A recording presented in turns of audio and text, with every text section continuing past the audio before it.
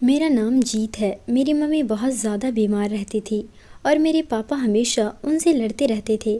मैं सोचता था कि मेरी मम्मी बीमार है, फिर भी पापा उनसे लड़ते रहते हैं, क्यों? एक दफ़ा यही बात मैंने अपनी दादी से पूछी तो उन्होंने कहा कि तुम्हारा बाप बेशर्म है, उसको ख्याल नहीं है अपनी पत्नी का। पत्नी बीमार है इसलिए तो लड़ता रहता है। मुझे यह बात समझ नहीं आया, पर पापा मम्मी से बात करते हुए सुना फिर से झगड़ा कर रहे थे। एक दिन मम्मी रात को सोने गई, पर सुबह उनकी आंखें नहीं खोल सकी और वे इस दुनिया को हमेशा के लिए छोड़कर चली गई। मेरी मम्मी पापा से बड़ी थी, उनकी उम्र 40 की और पापा 35 साल के होंगे। मम्मी इस दुनिया को छोड़कर चली गई। घर में सारे रिश्तेदार थे। जब मैं कमरे में बैठा था तो पापा ने मुझे कमरे से बाहर निकाल दिया। मेरे पापा की शक्ल ऐसे बनी थी जैसे मम्मी से लड़ते हुए बनाया करते थे। वो गुस्से में नज़र आ रहे थे। पापा दादी के कमरे में गए। मुझे लगा कि कोई गड़बड़ है, इसलिए मैंने कान लगाकर सुनना शुरू कर दिया। मेरी दादी कह रही थी, शर्म करो, अभी तुम्हारी पत्नी को गए हुए एक भी हफ्ता नहीं हुआ है, तुम्हें अपनी शादी की पड़ गई है। दुनिया वाले थू थू करेंगे, तुम्हारे बच्चे भी क्या सोचेंगे। अभी रुक जाओ, फिर बाद में शादी कर लेना। कौन सा तुम्हारे घर में छोटे बच्चे हैं जिनको संभालने का बहाना बनाकर शादी करेगा। तुम्हारे बच्चे बड़े हैं, अपना ख्याल खुद रख सकते हैं और 6-7 साल बाद तुम अपने बेटे का ही शादी कर लेना। क्यों अपनी शादी के पीछे पड़े हो? तुम चुप करके एक साइड में बैठ जाओ और भगवान की जाप करो। शर्म करो, तुम्हें तो यह बात भी नहीं करनी चाहिए थी। कम से कम मौका माहौल देखकर कर लिया होता। तुम्हारी पत्नी भी कितनी अच्छी थी, हमारा कितना ख्याल रखा करती थी। उसके मरते ही तुम कैसे कर रहे हो? शायद उसमें कोई कमी नहीं थी, तुम ही बहुत झगड़ालू थे, इसलिए तुम्हारे चक्कर में ही तुम्हारी पत्नी की मृत्यु हुई है। उसकी अभी आत्मा भी शांत नहीं हुई होगी। फिर पापा दादी से कहने लगे, उसको तो सेवा मेरी करनी चाहिए थी, जो जवानी में ही बीमार होकर बैठ गई, चारपाई की होकर रह गई। घर के काम भी खुद करता रहा और मुझे 3-4 बच्चों की ख्वाहिश थी। मुझे एक बेटा देकर उसको तो बीमारी ने पकड़ लिया। मेरी सारी उम्र उस बीमार औरत के साथ निकल गई। पापा बहुत गुस्से में लग रहे थे, लेकिन ना जाने कैसे मेरे पापा बड़े आराम से बोले कि ठीक है, तुम ठीक कहती हो, मुझे ऐसा नहीं सोचना चाहिए था। ये ख्याल अपने दिल से निकाल दूंगा और कुछ पैसे जमा करूंगा और तीर्थ यात्रा पर निकल जाऊंगा। भगवान की तरफ अपना दिल लगा लूँगा। दादी ने कहा कि चलो, कृपा है भगवान की, तुझको इतनी जल्दी समझ आ गई। अब लोग हंसी खुशी में बात कर रहे थे और चले गए। मैं भी कुछ दिनों के लिए मौसी के साथ उसके घर चली गई थी और अगले हफ्ते जब मैं घर आया तो मेरे पापा घर में लगे नल के पास एक लड़की खड़ी थी। बहुत ही प्यारी लड़की थी, बल्कि नल चला रही थी, पानी पी रही थी। मुझे देखकर थोड़ी सी घबरा गई। मैं बोला, तुम घर में क्या कर रही हो? तो शर्मा कर भाग गई। मैं हैरान होकर कमरे में आया कि पापा को पूछूं कि यह लड़की कौन है। मैं जब पापा के कमरे के अंदर आई तो कमरे के अंदर 2 लोग और बैठे थे। उन्होंने मुझे देखा तो कहा, यह आपका लड़का है, यही आपका बेटा है। मेरे पापा ने कहा कि जी हाँ, यही मेरा बेटा है। पापा ने मुझे बताया कि बेटा, ये तुम्हारा रिश्ता देखने के लिए आए हैं और अपनी बेटी को भी साथ लाए हैं। आजकल तो ज़माना बदल गया है, तुम लोग एक दूसरे को देख लो, फिर तुम्हारी शादी करवा देंगे। मैं हैरान रह गया। इन लोगों के सामने तो मैंने कुछ नहीं कहा और मेरी शादी की उम्र अभी नहीं थी। रात होते ही मैंने पापा से कहा कि इतनी भी जल्दी क्या है मेरी शादी की। तो पापा ने कहा कि तुम्हारी माँ तो इस दुनिया से चली गई, मैं तुम्हारी दादी भी बूढ़ी हो चुकी है, उनसे भी काम कहाँ हो पाएगा। अब हम दोनों मर्द ही रह गए हैं इस घर में। हम अच्छे लगते हैं क्या आटा गूंद कर, रोटियां पकाते हुए, अपने कपड़े धोते हुए? लड़की आ जाएगी तो काम करेगी, हम दोनों को साफ सुथरे कपड़े मिला करेंगे, अच्छा खाना मिलेगा। इस घर को एक औरत की ज़रूरत है। मेरा तो शादी का उम्र गुजर चुका है, तो तेरी ही शादी करूँगा ना। मैं वैसे ही मासूम था। यह बात तो मुझे भी ठीक लगी। ये घर में कोई औरत होनी चाहिए जो कि खाना वगैरह तो बना सके, क्योंकि मैं थोड़ा बहुत काम बाहर भी करता था, इसलिए घर के काम तो नहीं कर सकता था। पापा अपने काम से फ्री होते थे, उनकी ज़मीनों से थोड़े बहुत पैसे आते थे, उन्हीं पैसों से हम गुजारा कर लेते थे। पापा ने अपनी सारी ज़िंदगी गुजार दी और ज़्यादा पैसे नहीं कमा पाए, ना बड़ा घर बनाने के बारे में सोचा। मम्मी का भी तो उन्होंने अच्छी जगह इलाज भी नहीं करवाया। माँ ने सारी ज़िंदगी बीमारी में ही गुजार दी, जबकि उनकी बीमारी कोई ऐसी ख़तरनाक नहीं थी। अगर वक्त से इलाज हो जाता तो शायद आज मेरी माँ ज़िंदा होती। लेकिन मैं तो इस वक्त सिर्फ 16 साल का था, और जिस लड़की से पापा मेरी शादी की बात कर रहे थे वह तो मुझसे काफ़ी बड़ी लग रही थी। खैर, मैंने पापा से कुछ नहीं कहा। पापा ने मुझे मना लिया। उन्होंने यह भी कहा कि तेरी शादी मुझे ही तो करवानी है और किसी ने नहीं करवानी। लड़की तो तुम देख ही चुके हो। लड़की तो बहुत खूबसूरत है और समझदार भी है। उसका नाम महक है। वह तो बहुत खूबसूरत थी और मुझसे उम्र में बड़ी थी। पापा की बात मैंने मान ली। पापा ने कहा कि जब शादी हो जाता है तो भगवान दिल में मोहब्बत डाल देता है। मुझे तो देखते के साथ ही लड़की बहुत अच्छी लगी थी। मैंने पापा से कहा कि पापा मेरी शादी, तो पापा ने कहा कि हाँ, और किसकी शादी? जल्दी शादी हो जाएगी तो तेरे बच्चे तेरे साथ ही बड़े होंगे और तो बुरा भी नहीं लगेगा। मुझे देख, मेरी शादी बहुत देर से हुई थी और अब मैं कितना बड़ा हो गया, जबकि तू अभी इतना छोटा सा है। पापा ने मेरी शादी उस लड़की से करवा दी। जब गांव से मेरी दादी और चाचा ने इस बारे में बात की तो पापा ने बहाना बना दिया कि घर में कोई औरत नहीं है। तो क्या करें, हमें तो घर का कोई काम करना आता नहीं है। या तो तुम लोग हमारी मदद करो, हमारे खाने पीने का इंतज़ाम करो। लेकिन उस काम के लिए भी कोई नहीं आता था, क्योंकि आजकल एक इंसान का खाना पीना करना भी बड़ा मुश्किल हो गया था। महंगाई का ज़माना था, इसलिए रिश्तेदार भी साइड हो गए, क्योंकि ये लोग कुछ नहीं कर सकते थे। मेरी शादी हो गई। मुझे महक अच्छी लगती थी। पापा ने कहा कि अभी तुम्हारे दिल में उसके लिए कोई जज्बात नहीं है, तो तुम उसे अकेले अलग कमरे में सोने दो। तो मैंने कहा कि पापा, ऐसा नहीं है। अब मेरी शादी उससे हो गई है तो हम एक कमरे में ही सोएंगे। शादी के बाद पति पत्नी एक कमरे में ही सोते हैं। मैं छोटा ज़रूर था, पर शादी के मायने मुझे पता था। पापा कहने लगे कि तू तो बड़ा चालाक है। मैं तो तुझे बच्चा समझ रहा था। बात तो तेरी ठीक है, दोनों एक कमरे में ही सोते हैं, लेकिन अभी तेरी उम्र बहुत कम है और वो भी बहुत घबराई हुई है। तो तू अपने कमरे में जा, कुछ दिन के बाद उसके कमरे में चले जाना। मैं भी समझ गया और जाकर अपने कमरे में ही सो गया। मैं स्कूल में पढ़ता था और शाम के टाइम एक टीवी रिपेयर दुकान पर भी जाता था। पापा ने ही वह दुकान बिठाया था कि मैं वहाँ पर काम करूँगा, कुछ पैसे बन जाएंगे। मैं एक गवर्नमेंट स्कूल में ही था, वहाँ पैसे लगते नहीं थे। पापा ने तो वैसे ही कोई जिम्मेदारी पूरी तरह से नहीं निभाई थी। उनको मेरी पढ़ाई में भी कोई दिलचस्पी नहीं थी। तो मेरी मम्मी कहती थी कि बच्चे को कुछ पढ़ा लो, ताकि कल को उसकी नौकरी अच्छी लग जाएगी, नहीं तो तुम्हारी तरह ही हो जाएगा। मैं मम्मी की बातें सोचते सोचते सो गया। सुबह जब मेरी आँख खुली तो मेरी पत्नी आटा गूंद रही थी। मैंने उससे कहा कि कैसी हो तुम, ठीक हो? उसने कहा ठीक है, और अपने काम में लगी रही। उसके बाद उसने मुझे नाश्ता बना कर दिया और मैंने कहा कि मेरे लिए मूंग की दाल का हलवा बना कर रखना। वो कहने लगी कि तुम तो बच्चों की तरह नखरे करते हो, पता नहीं क्यों। वह भी माँओं की तरह ही नखरे कर रही थी, जबकि मेरी पत्नी थी। मैं नाश्ता करके स्कूल चला गया। मैंने कहा, पापा को यह सब करने की क्या ज़रूरत थी? गेहूँ तो हमारे खेत में ही होती थी और मुर्गी हमने घर पर ही पाली हुई थी। राशन हमें सस्ता मिलता था, अपना बिजली का बिल भी नहीं आता था और हमारा खाना पीना तो पूरा हो ही जाता था। पापा ने कहा कि आजकल महंगाई बहुत बढ़ गई है, घर में एक और मेंबर आ गया है, इसलिए मुझे यह बेचने पड़ेंगे। पापा ने माँ के सारे जेवर बेच दिए और घर के बैठक में ही परचून की दुकान खोल कर बैठ गए।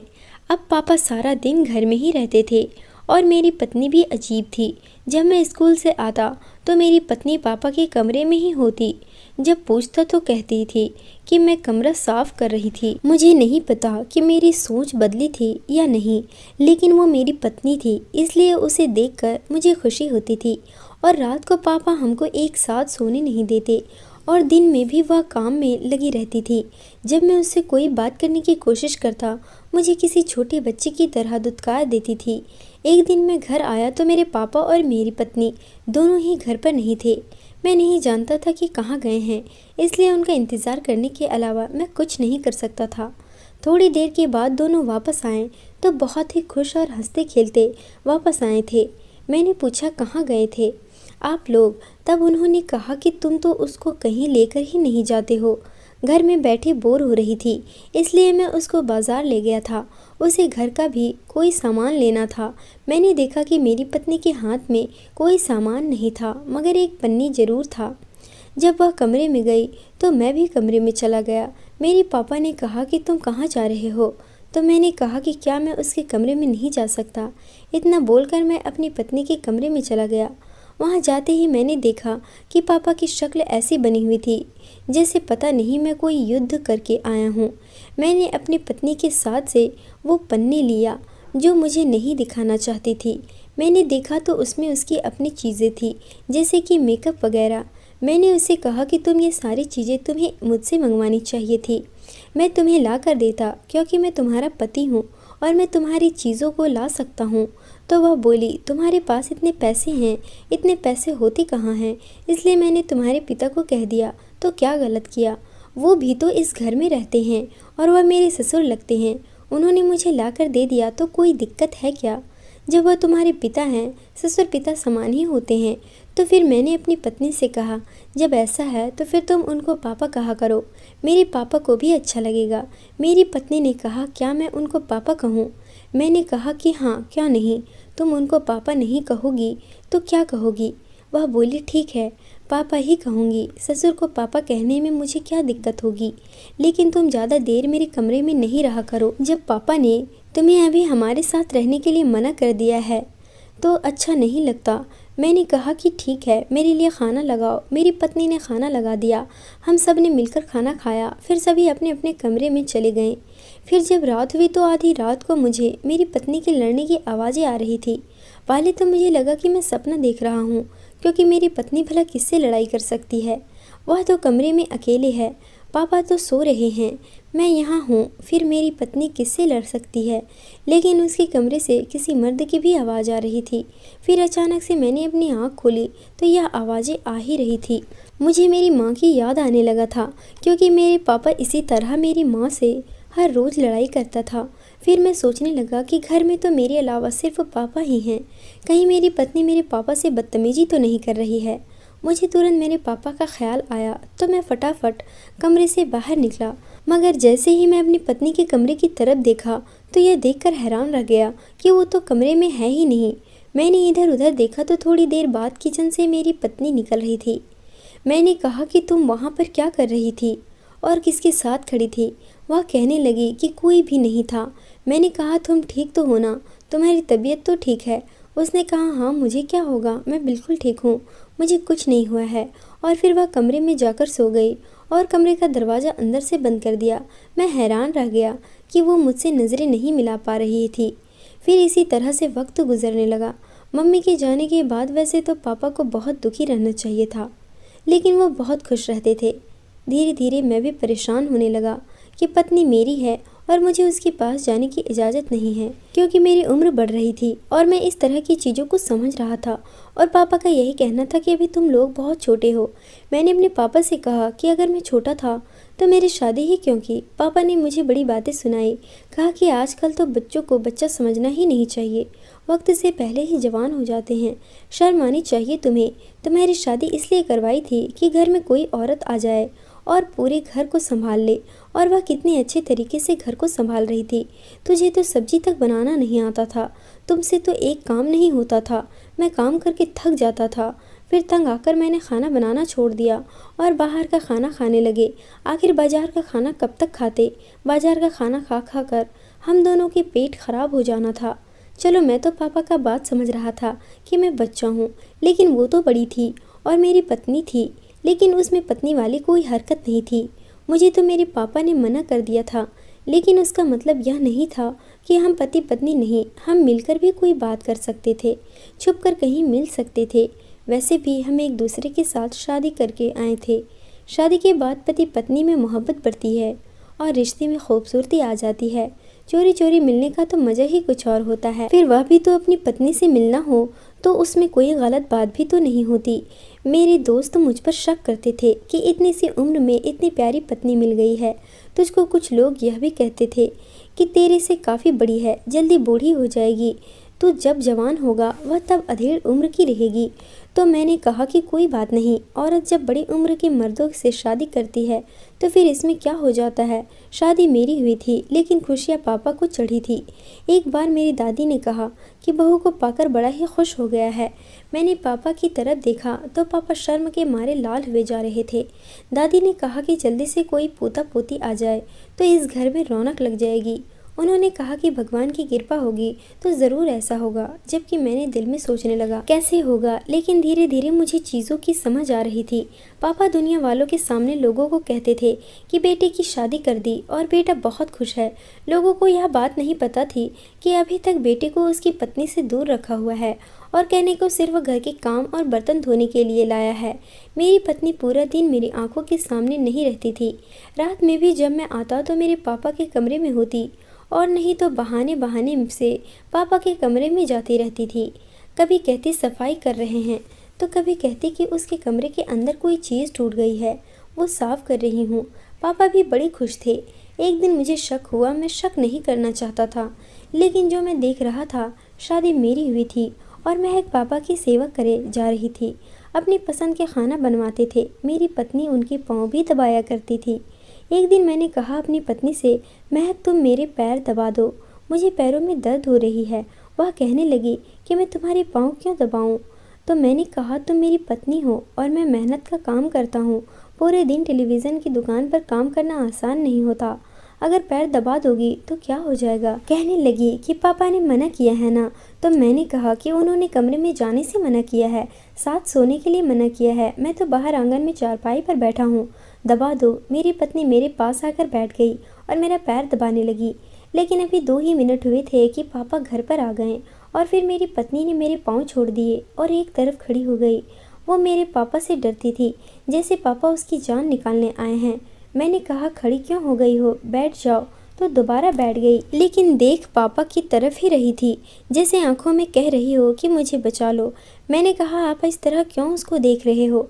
आप मेरी पत्नी हो, मैं उससे पाँव दबवा रहा हूँ। क्या हो गया? मम्मी भी तो आपके पाँव दबाया करती थी।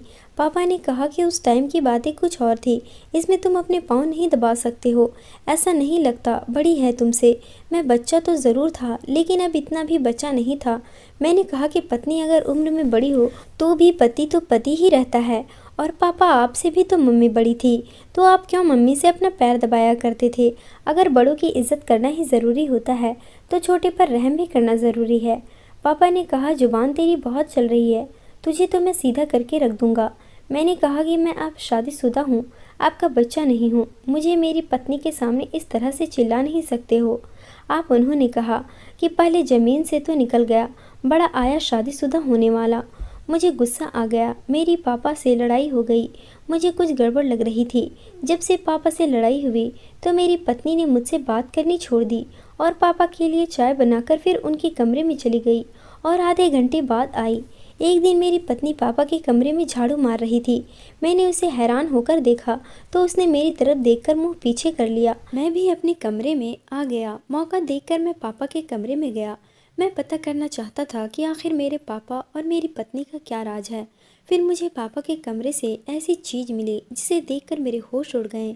मैं जल्दी से कमरे से बाहर निकल गया।